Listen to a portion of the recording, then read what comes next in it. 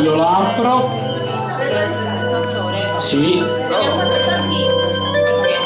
Ho detto, mi permetto di fare i complimenti al presentatore perché abbiamo fatto applausi.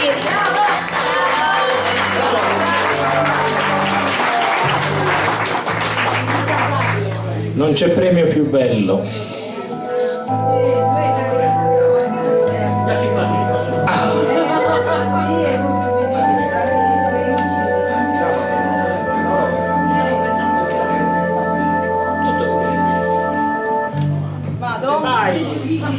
Allora, vince il premio del concorso Brano in poesia per la sezione in italiano Gigi Angeli con la poesia Quel tavolino al bar.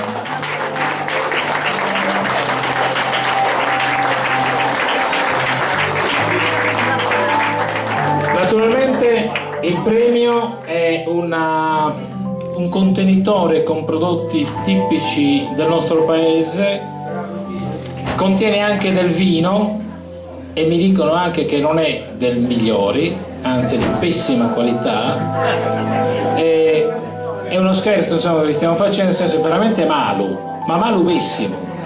Quindi non date come te premio, se noi ti premio in qualche maniera potremmo futtire e perché siamo futtiti su un malo potonare di chi è e su tu.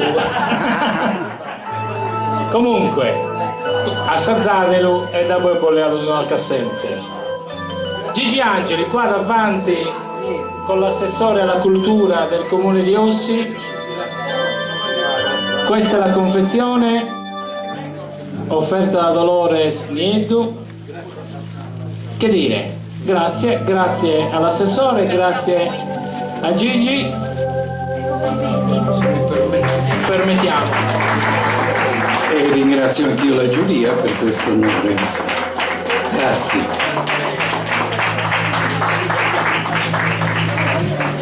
Mentre la giuria